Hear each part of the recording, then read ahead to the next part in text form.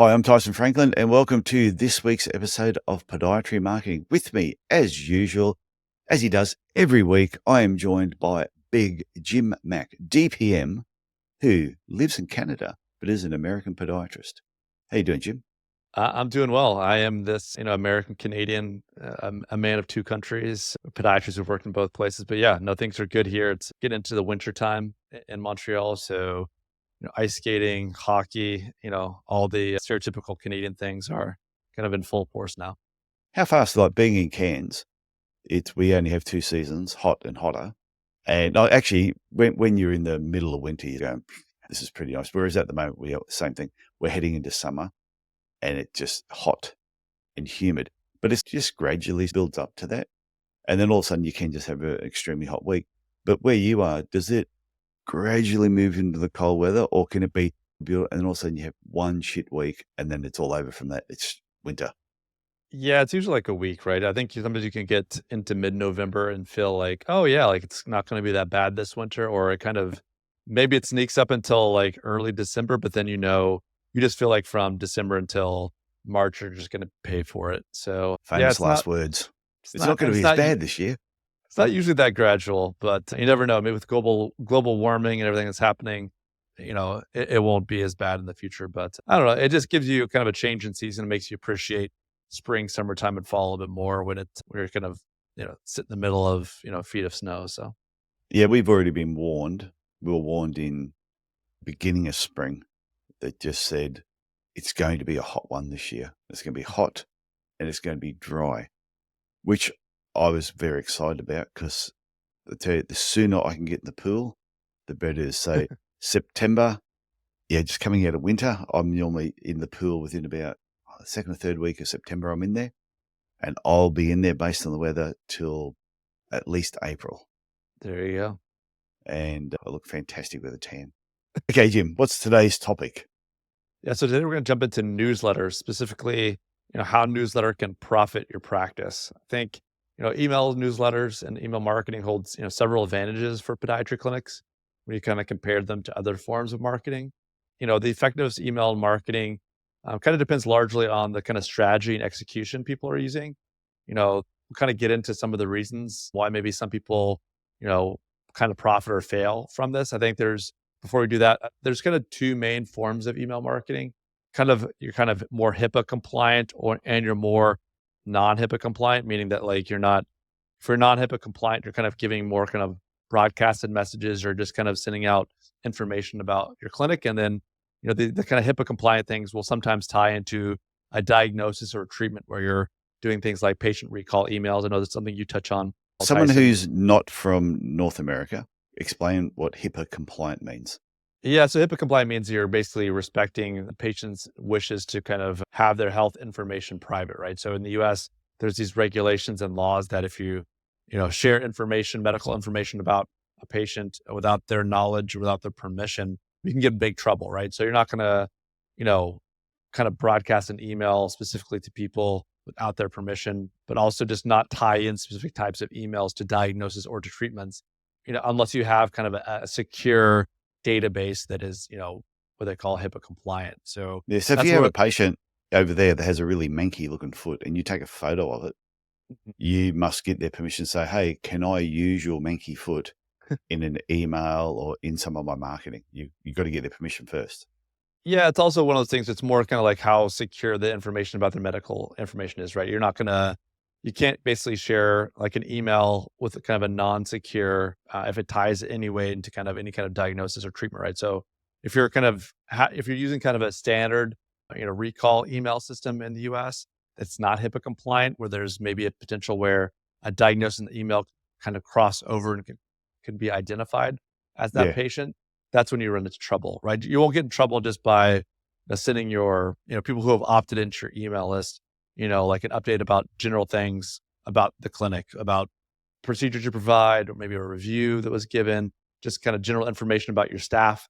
You're not going to get in trouble with that. But if you're really drilling into this person had plantar fasciitis, this patient had a wound, and now they're getting very specific targeted information about those things, that's where it gets a little tricky when it comes to, having a HIPAA compliant email provider or kind of an EMR, like an electronic medical record that, is secure to make sure people can't hack into that and get information about the patient without their permission. Okay. Yeah, that seems fair enough. Okay, let's get back on the newsletters. I No, took you it's off all track. good. Yeah. It's good to have that information for people that aren't inside the US. Sometimes I'm a bit North American centric and kind of broaden my view of what's going on there can be helpful. Oh, So, we probably have similar. We have similar laws in Australia, and I'm sure the UK. I'm sure every country does. It's just called something differently, and we refer to it differently. So it's just to make people aware that if they hear that in future episodes, or if they've heard it on a past one, they know what we're talking about. no, for sure.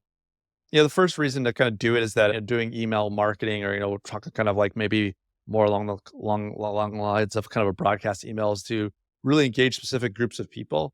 I think, maybe if you're with much, much younger people, maybe email is not a thing for them. But I think email for our age, maybe a little bit younger than us and a little bit older is still a way that people like to receive information. So, when you're, creating email, it's almost like a branding exercise, right? What do you want to do more of? And basically kind of communicating to your specific patient demographic. So, you can, kind of have subsets of different types of people. Maybe you have a group, groups by age, groups by activity, but, maybe we're just really into sports medicine aspect of things. So making sure that whatever you're sending out is kind of on brand or really talking to your ideal patient, right? If you happen to do a little bit of wound care, but don't necessarily want to do it, probably not a great idea to continue to pump out emails about that. But, it can be helpful that if you're treating runners, there's an upcoming marathon, having running specific content in your email will really help you kind of show specific types of demographic, your expertise in kind of a very straightforward way. As email, most people can receive emails, and it can be a channel for most types of groups of people to really understand, kind of engage with the content that you have and really kind of maybe even share some of this with forward it to a colleague or to one of their exercise partners if that's kind of the demographic you're going after. Yeah, what's interesting is an email marketing includes email newsletters, but not just email newsletters. It can be just Right. an email blast. And I remember, many years ago, we got this new covering material. It was quite bright and it was different patchy sort of colors. I hadn't seen it before at the time. And we used to have a lot of triathletes come into our clinic, and they're a nutty group of people. So I said, let's tell all the triathletes that have patients, we've got this new material, why it's so fantastic.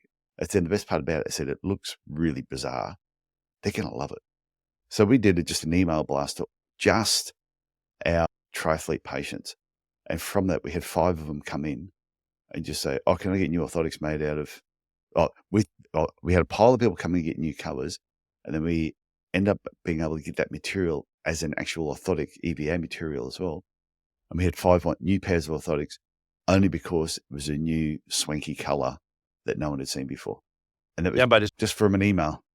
Yeah, I know exactly. Just by putting in an email, and kind of just creating that awareness that it exists. Some people want that thing, right? So I think it's a great example. Another reason is that email marketing can be very cost effective.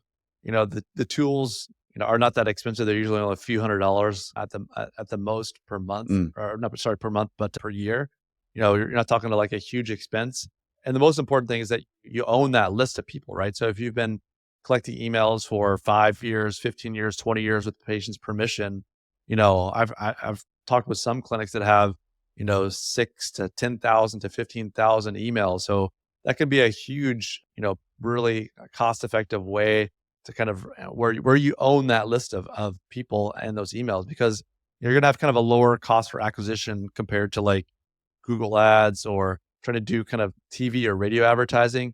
There's just kind of less time and effort that has to go into all those, working with outside professionals. When you have, an affordable email marketing platform, it can really be kind of a high return on investment for your practice. I think, when you own that list and it's yours, that's not something that can be taken away. At any time, Google can kind of change the rules when it comes to Google ads or display ads or these kind of third party marketing and advertising platforms really can kind of do whatever they want. But email marketing can be a pretty inexpensive, they don't charge that much for email marketing platforms. So by, owning that list, you have a kind of a very cost-effective form of marketing for your practice. Yeah, I actually encourage everybody who's listening to this, if you do not use email to market to your patients, have a monthly newsletter, it is such a missed opportunity. I've been doing it for years, and I've had some people say, "Oh, but my patients get so many emails, it'll annoy them." And I'm thinking, and if it annoys them, they just go unsubscribe. It's really simple. But if your newsletter is good, then they won't unsubscribe. And what I find funny, even about every email marketing that you do, even if they don't respond to it, if every month or every couple of weeks your business name is noticed in their inbox, and even if they just delete it, is a constant reminder that you're there. And if they haven't unsubscribed, that means, okay, they're not interested right now, but when they need a podiatrist, they're going to come and see you because you're constantly top of mind. That's a good example, right? Like, I think, some people are a little shy, like, oh, they don't want to receive this, they don't receive that. Well, let them decide. Like you said, they can Yeah. hit that unsubscribe button. And if they really don't want to hear from you, that's all they have to do, right? And I think what happens sometimes is that maybe you have a little bit of an elderly population that doesn't see, because I think sometimes they'll make that unsubscribe button a little small, but and sometimes you send out an email, get maybe one phone call or two phone calls from maybe like a little unhappy elderly patient.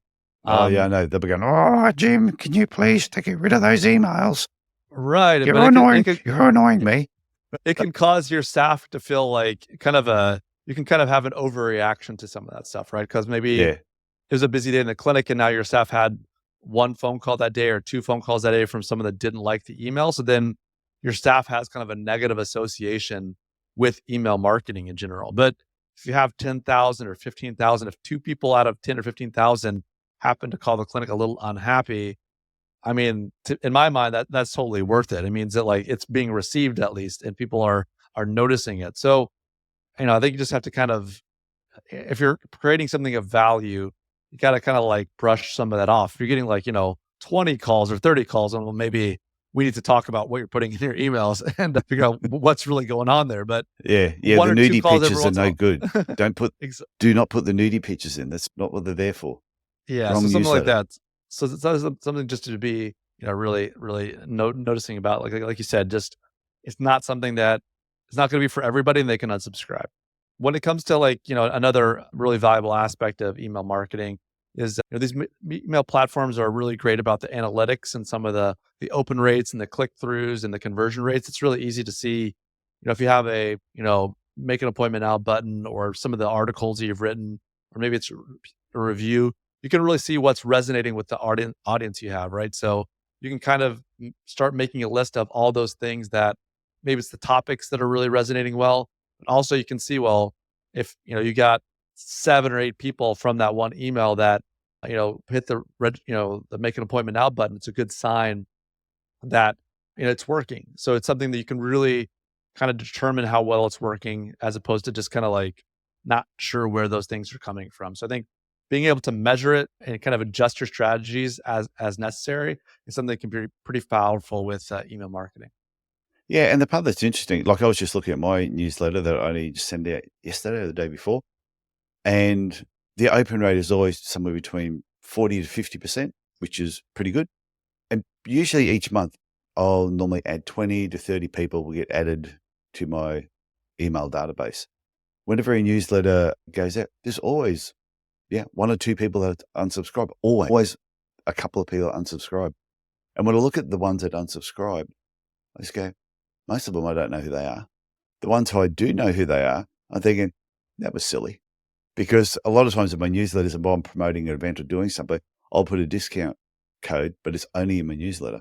So if you've unsubscribed, and there was one of the events I did recently, and I had a code in there, had a discount code, but they unsubscribed the week before, so they never saw it, and they paid full price. So and I used to get really upset if someone unsubscribed. It used to just, cut me really deep. And now I actually look forward to it. I'm like, I feel like putting in there, please unsubscribe because it makes me laugh. Yeah, I mean, some people are just, they kind of go through that, binge and purge. They subscribe to a lot of email newsletters and then they kind Yeah. of unsubscribe. So that's kind of a natural thing when it Or comes to they've this. got more than one email address. And that's what I found. Sometimes someone would unsubscribe and I go, "Oh, Jim, you bastard." No, I'm not saying you did, Jim. You may have. But I'm going, "Oh, Jim, you bastard, you unsubscribed. I thought we were friends." And I used to get upset. And then one day I emailed someone and said, just out of curiosity, I saw that you unsubscribed. Is there a particular reason you unsubscribed? Because I'm just want to gather some feedback. And they went, "Oh, because you got 3 of my email addresses. Different things that they've either registered for a webinar or something else." And they said, "So I get it 3 times, so I just unsubscribed on 2 of them." I'm like, Yeah.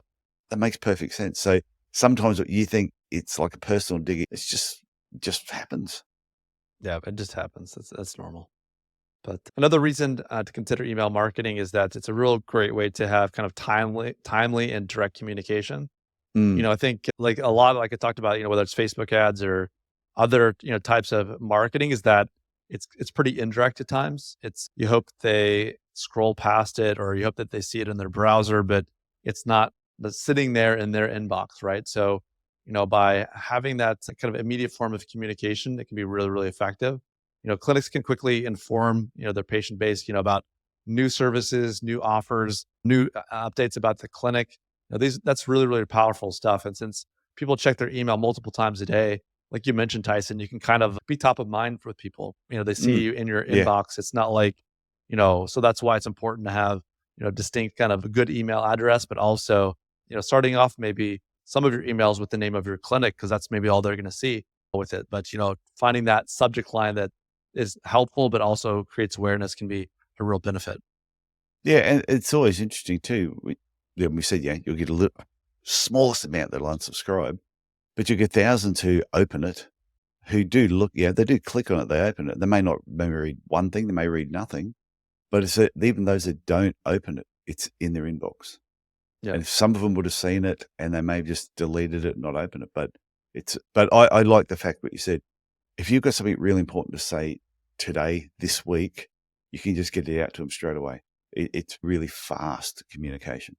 And that kind of leads into our next one. It's basically like flexibility, right? So, getting that kind of having the direct line of communications, they can always hit the reply button, but email content can kind of it can be constantly adjusted at real no overall cost. Besides, maybe if it doesn't connect, maybe it doesn't connect as well as past emails. You might feel like it was a waste, but there's not like an additional cost to send another email, as opposed to like we're going to try another campaign, we're going to try to do something else. A lot of these different paid channels you could have a 1,000 or a 3,000 or $5,000 like experiment, but with email marketing, you can really try to figure out what messaging is going to work. There's specific types of offers or way you can kind of display your expertise in a way that is helpful. Changing up some of the visuals, which is, to having, link to a video. Does that work better than just having an image in the Yeah. email? But there's a lot of ways to kind of A/B test to figure out really what resonates best with your patients. So I think that's the flexibility and like I said, it's kind of a pretty inexpensive tool to have and to try to find what really works for your patients to make sure that it works for you and your clinic as well. Yeah. And you mentioned that A/B testing too, which is to let people know you can put in different headlines on 2 different emails and you say, okay, send them out. Only a certain amount will go out, which everyone gets the most biggest open rate, say in the first hour. Then they'll go, okay, that's where we're going to use that headline for everything else. And that's been really valuable sometimes because you might have a headline, you go, this is a cracker. This is a corker of a headline. Fantastic. And then you have another one, you go, yeah, this one's a bit weak. But the weak one opens because it just resonates with everybody at the time.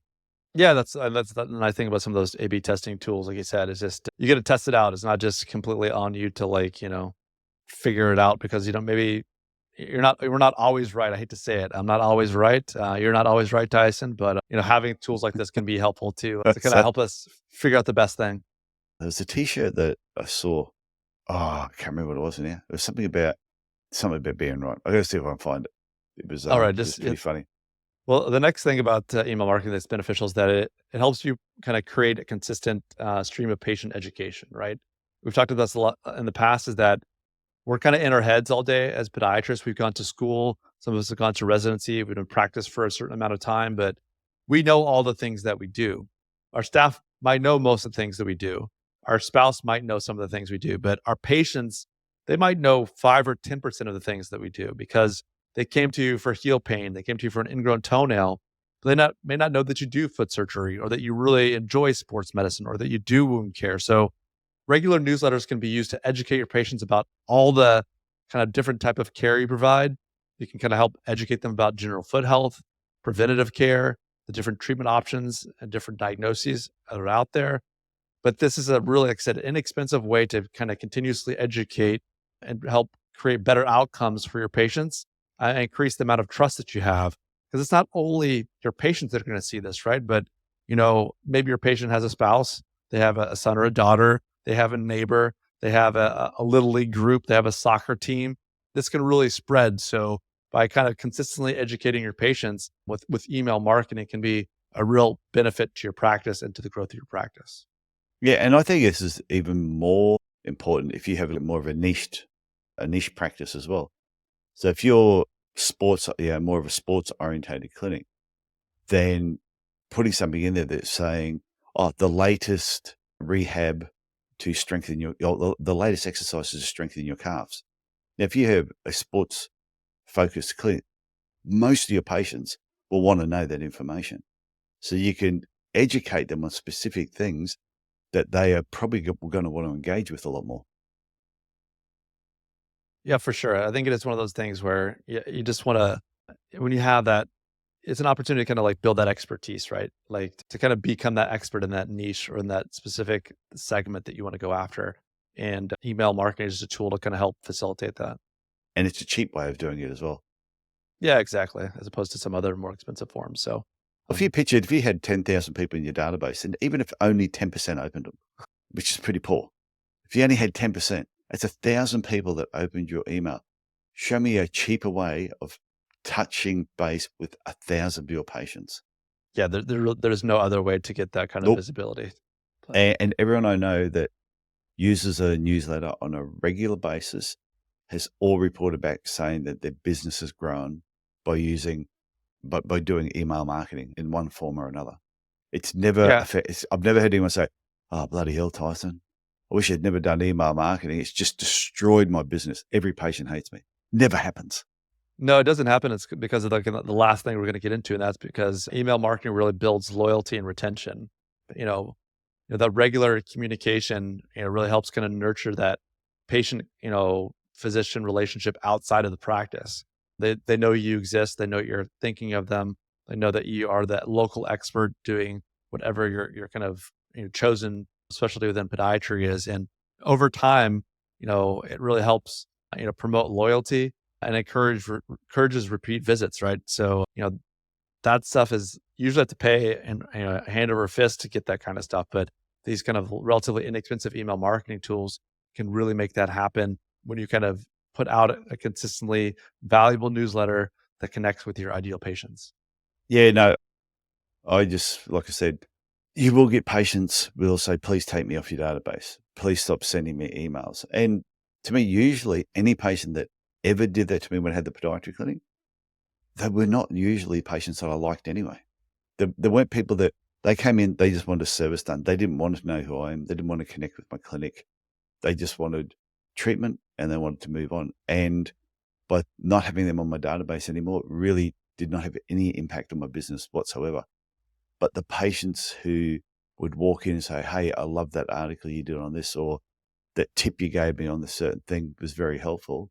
Focus on the positives from using email marketing and just avoid the negatives.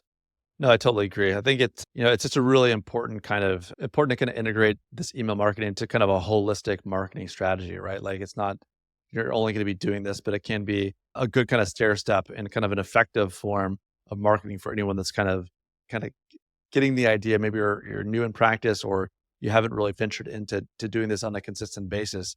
It is that consistency over time that, creates awareness of who you are, what you're providing. And it's really crucial for podiatry clinics when you do use email marketing to ensure that you're kind of doing it in a permissioned way.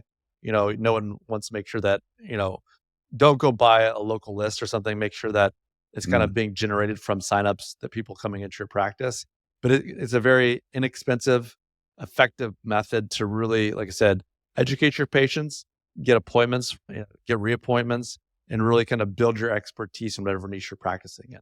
And I remember the quote that was on that T-shirt.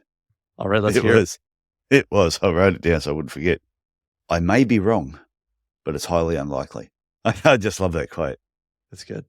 And that's even with what we're talking about this topic now. People might listen to it and think, oh, no, I don't agree. I don't think email newsletters or email marketing is effective. We know they're wrong. I don't know, but why wouldn't we say they may be wrong? No, Yeah. they're wrong. Many of people have those ideas, feel free to email us and let us know what your objections are, and we can discuss them. But yeah, in my mind, there's no more cost-effective way to gain awareness and to really kind of, build your practice than email marketing. I think there's a lot of value there. Like I said, you owning that list and it belonging to you is getting more and more popular as, search is changing. We're going from kind of vanilla Google results to this generative AI world, which is kind of changing the way that search works. So, by owning that relationship and kind of building that patient to physician relationship while they're not in your clinic, it's a huge value add and it's hugely valuable to you in your practice. Yeah. And I really think if you're concerned that your patients get too many emails already and that's going to bug them, once again, let them make that decision. Yeah. I get a number of emails in my inbox on a regular basis. There would be 100 emails a day. And I would say 95% of them I go delete. But sometimes the subject line and one of the ones I delete on a regular basis will catch my attention. I'll go, oh, that's interesting. So I don't know if you've heard of Jason Pfeiffer. He's the I've editor. not. He's the editor of Entrepreneur Magazine. I had him on my old podcast years ago. Okay. And he's written a book, which I've got, and I get his newsletter on a regular basis. I would say 8 out of 10, or probably 7 out of 10, I delete and don't even look at it because I'm just too busy. The others I go, oh, it's a bit intriguing, and I'll just have a brief read and then might delete it. But then there was one this morning that I opened up, and I read it from start to finish, and I just went, geez, I'm glad I have not unsubscribed to that newsletter, because when I do sit down and read it, the content is freaking fantastic. And I believe that's what our patients do as well. Delete, delete, delete. Every now and then they've got a little bit of spare time. They click on it, they read it, and they go, shit, I'm glad that person's my podiatrist because that was interesting. I'm going to stop swearing. I think that's a great place to leave it. Yeah. Okay. Okay, Big Jim, I look forward to talking again next week. And yeah, look after yourself. You too, Tyson. Okay, see ya. Bye.